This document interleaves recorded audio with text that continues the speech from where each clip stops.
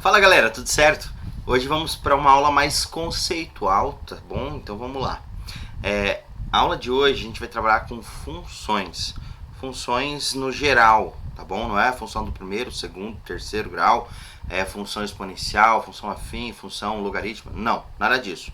A gente vai trabalhar com o conceito, a ideia do que é função, tá certo? Então vamos lá. Vamos pensar em dois conjuntos. Um conjunto A e um conjunto B, tá certo? Temos o conjunto A e o conjunto B. Uma função f será de A em B, tá bom? Ela é uma relação, uma correspondência, tá bom? Se para qualquer elemento x pertencente a A, ele está relacionado a um único y pertencente a B. Como assim, professor? Vamos lá, mano. Eu não posso ter, partindo do meu conjunto aqui, que a gente chama de domínio, eu não posso ter, partindo do meu domínio, de um mesmo número, duas flechas. Ou seja, um mesmo número, x, não pode ter duas imagens no contradomínio, tá certo? Então, aqui a gente já sabe que é como se fosse para a batalha com um tiro só, tá certo?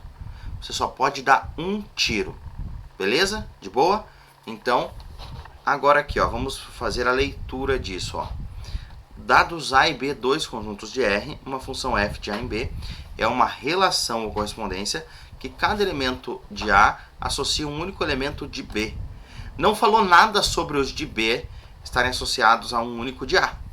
Falou que os de A estão associados somente a um de B. Então, isso que você tem que tomar cuidado, tá certo? Beleza? Então, vamos pensar aqui. F será a função de A em B, tá bom? Se para qualquer x pertencente a A está relacionado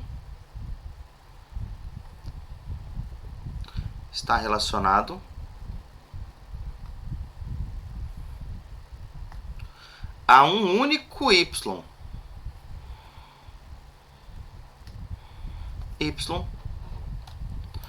pertencente a B. Vamos colocar o símbolozinho de pertence, que é mais fácil? Pronto. Porque você já sabe a notação de conjuntos, então você já sabe o que pertence e não pertence funciona, o que significa, né? Sabe como funciona essa situação. Ô professor, daí uns exemplozinhos com aquelas bolinhas de Venn para eu ver? Então beleza, vamos lá. Vamos pensar aqui agora, vamos ser mais prático, tá certo? Vamos colocar aqui o conjunto A e o conjunto B. Vários esquemas aqui para a gente tentar analisar e ver se é ou não é função, tá certo? Então, vamos pensar aqui um pouco juntos, meus lindos, minhas lindas, e também os que torcem para o Corinthians, né? Vamos lá, vamos lá. Eu tenho aqui, ó, no meu conjunto A tenho alguns pontos, no meu conjunto B tem alguns pontos também, tá certo? Então, cada elemento do A está relacionado com um elemento de B. Mas eu posso ter aqui, por exemplo, ó, se você pegar esses dois elementos aqui, resolveram mandar uma carta para o mesmo. Você pode fazer isso, tá bem? O que acontece? Para ser função, todo o x pertencente a A tem só uma imagem em B, tá? E um outro grande detalhe, coisa importante que nós temos aqui. Pode sobrar gente no B, tá certo? Pode sobrar, não tem problema. O que não pode acontecer é sobrar gente no A. Por quê, professor? Porque senão não é função, tá bom? Porque a definição diz que qualquer x pertencente a A, todo ele, tá bom? Então vamos ver. Por exemplo aqui, ó, nesse caso é função. Vamos pegar esse outro caso aqui, ó. 1, 2, 3, 4. Aí esse A aqui pega esse aqui, esse pega esse pega esse, e pega esse, e esse pega esse. Então veja, você vai analisar o conjunto de partida. Não podem partir do conjunto A duas flechas de um mesmo número, de um mesmo valor, de um mesmo cara, tá certo? Em B pode chegar dois caras no mesmo? Pode, mas não pode partir de A. Então nesse caso aqui, ó, por causa desse cara aqui, não é função, tá certo? Continuando, olhando aqui, ó, veja, nós temos alguns elementinhos de novo em A, alguns em B. Se eu pegar e ligar esse cara aqui com esse com esse com esse, não é função. Opa, professor, mas por que não é? Ó?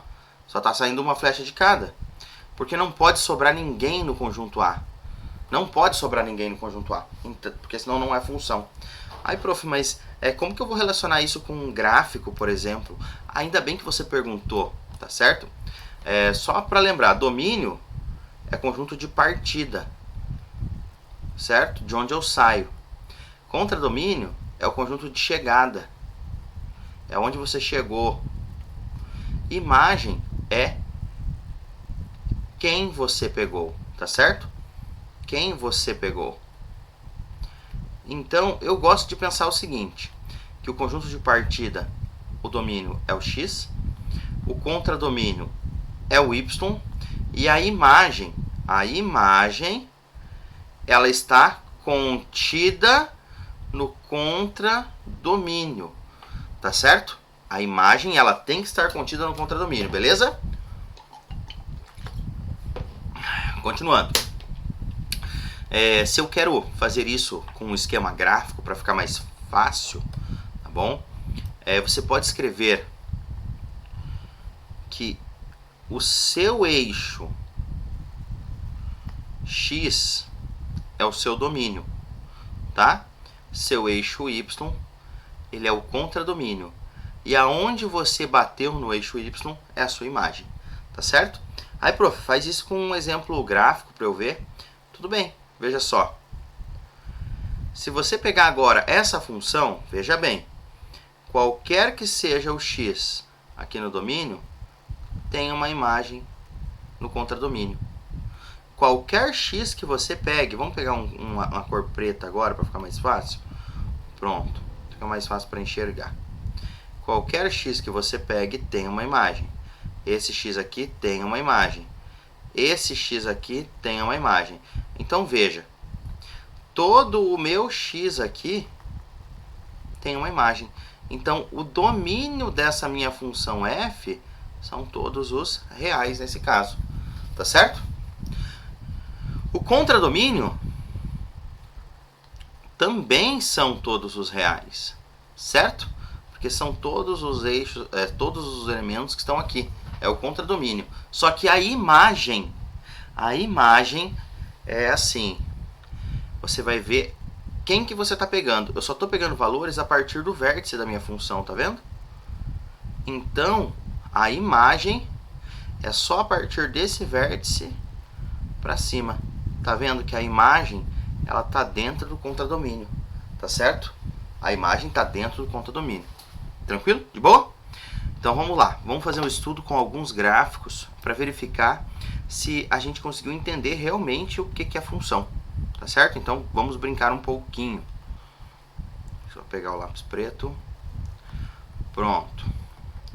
Se eu fizer isso aqui, falar que domínio é real, contradomínio é real, beleza. Seria que domínio é real, contradomínio também são os reais.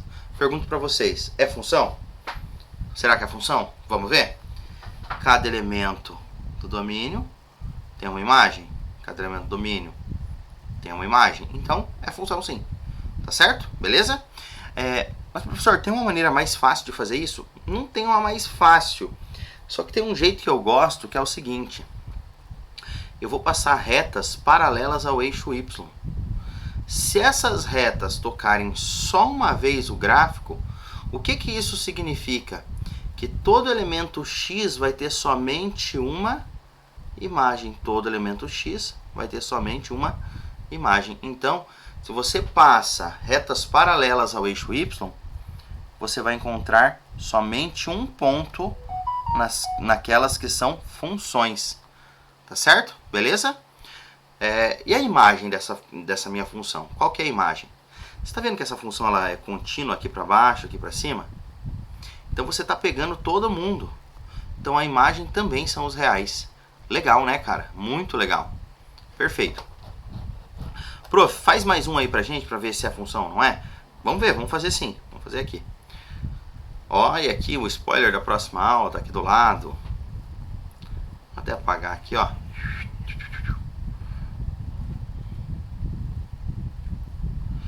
Aqui, eixo X, aqui, eixo Y.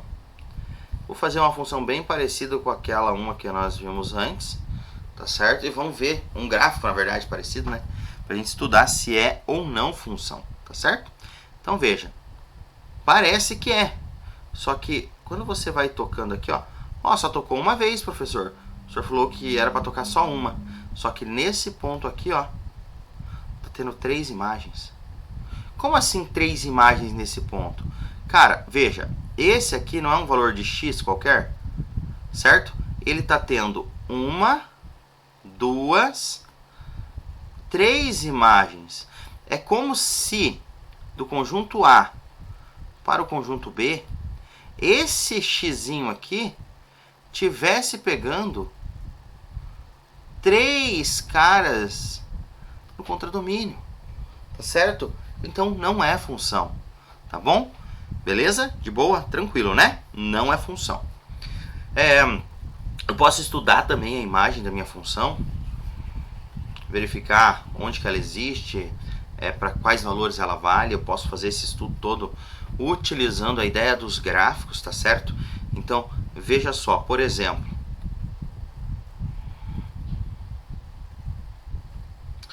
vou colocar aqui um gráfico, a gente vai analisar se esse gráfico é ou não função, e também vamos analisar aí quais são as raízes e, se precisar também, ponto máximo e o ponto mínimo dessa função. Veja, esse gráfico aqui, ele representa uma função, certo? Não é uma função convencional que você estuda sempre. Só que, se você fizer o teste das retas paralelas ao eixo Y, todas as retas vão tocar só uma vez o gráfico, tá certo? Todas elas, todas, não importa qual. Então, aqui nós sabemos que é função, porque cada elemento do domínio tem uma e somente uma imagem, tá certo? Então, o domínio são todos os reais, o contradomínio são todos os reais. Mas e a imagem? E a imagem dessa função? Onde que está a imagem dela? Veja, essa função ela não pega todos os reais. Se você pegar, ela tem um valor mínimo nela. Eu vou chamar de vértice aqui, tá bom? Então, se você observar essa função, ela vai pegar todos os valores a partir do vértice até o mais infinito. Então, a imagem é daquele vértice até mais infinito. Poderia ser para baixo o gráfico, professor? Com certeza, poderia, tá bom? Mas essa é a nossa ideia aqui agora, beleza? E para finalizar a nossa aula aqui agora, o estudo do domínio. O estudo do domínio é você pensar o seguinte: quando a função pode existir. Como assim, professor? Por exemplo, se eu coloco aqui, ó, uma função f de a em b, tá certo? E coloco assim, f de x igual a x ao quadrado mais 5. Pergunto para vocês, qualquer valor real eu posso colocar aqui dentro? Sim, qualquer valor eu posso colocar no lugar do x, não é mesmo? Posso colocar qualquer valor no lugar do x, não tem problema nenhum. Por quê? Você pode elevar qualquer número ao quadrado, vai dar sempre um valor positivo, perfeito, tá bom? Sempre vai dar certo. Mas, certo? Como que eu faço para escrever isso? Qual que é o domínio dessa minha função f de x? O domínio dessa função é x pertence aos reais. Pronto. Se você quiser simplificar isso, reais. Quer deixar desse jeito assim? Tá ótimo. O domínio dessa função são todos os reais. Porque se eu coloco 1 aqui dá certo, 2 dá certo, 3 dá certo, menos 5 dá certo, não tem restrição. Então quer dizer que, assim, podem aparecer restrições, professor? Sim. Duas das restrições que eu vou ensinar agora são as mais importantes. A restrição do denominador, certo? E a restrição da raiz de índice par. Raiz de índice par. Vamos ver isso? Vamos lá. Restrição do denominador. F de x igual a 5 sobre 3x menos 9. Perfeito. Tá aqui a minha função. Bonita. Será que essa função vale para qualquer valor de x? Será que eu não preciso restringir o valor do x para poder valer essa função? O que você acha? O que é isso? Isso aqui não é uma fração? Se é uma fração, o que não pode acontecer lá embaixo? Exatamente! Não pode ser zero! Então, você sabe que o 3x menos 9 tem que ser diferente de zero. 3x tem que ser diferente de 9. X tem que ser diferente de 9 terços. E 9 dividido por 3 dá 3. Aí, prof, mas por quê? Coloca o 3 aqui e veja o que acontece. 3 vezes 3 dá quanto? 9. 9 menos 9, 0.